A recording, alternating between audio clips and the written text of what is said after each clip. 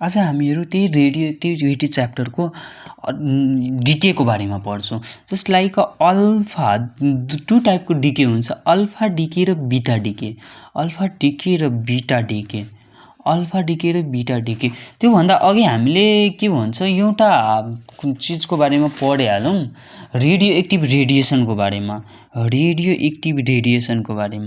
Radio activity radiation भनेको radiation गरेको छ। रेडियो एक्टिभिटी रेडिएसनमा गरेको के छ, एउटा लिड ब्लक राखेको छ। त्यो लिड ब्लकको बिचमा रेडियो एक्टिभिटी सोर्सेस राखेको छ भनेको रेडियम राखेको छ, रेडियम राखेको छ। यो भनेको लिड ब्लक भयो, लिड ब्लक भयो।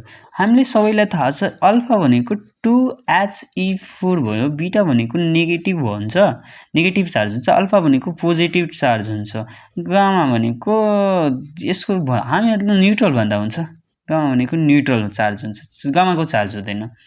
जस्ट लाइक यसलाई दुईवटा मेटल प्लेटको बिचमा राख्छ, जस्ट लाइक पोजिटिभ यो साइड भइहाल्यो, पोजिटिभ मेटल प्लेट, यस side negative metal plate. Positive र नेगेटिभ रेडियो केही यसलाई यसरी एउटा सिधै जान्छ, सिधै जाने भनेको गामालाई हामी गामा भनिन्छ। जस्ट लाइक अलि बाङ्गिन्छ, अलि पोजिटिभ यता हामीले चाहिँ पोजिटिभले नेगेटिभतिर ट्याक हुन्छ भनेको यो बाङ्गिएको के हो भनेको अल्फा हो, यो बाङ्गिएको अल्फा हो, यो गामा भयो भने अलिकति योभन्दा अलिक ख्याल गर्नु यो बनाउँदा के योभन्दा अलि यो कमै डेभिएसन हुन्छ, त्यसलाई भन्छ बिटा भनिन्छ। बिटा भनेको नेगेटिभ चार्ज हुन्छ।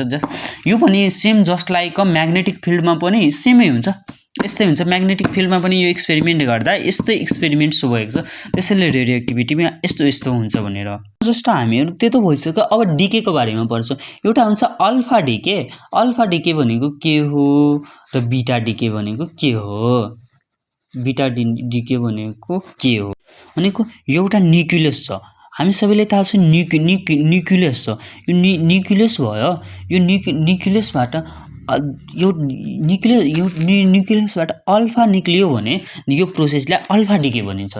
The process of emission of alpha decay from a radioactivity nucleus भनेको रेडियो एक्टिभ न्युक्लियसबाट कुनै पनि भनेको repulsive force is greater than attractive force छ, त्यो कन्डिसनमा इमिसन भइरहेको छ। एउटा process of emission of alpha particle that is called alpha decay.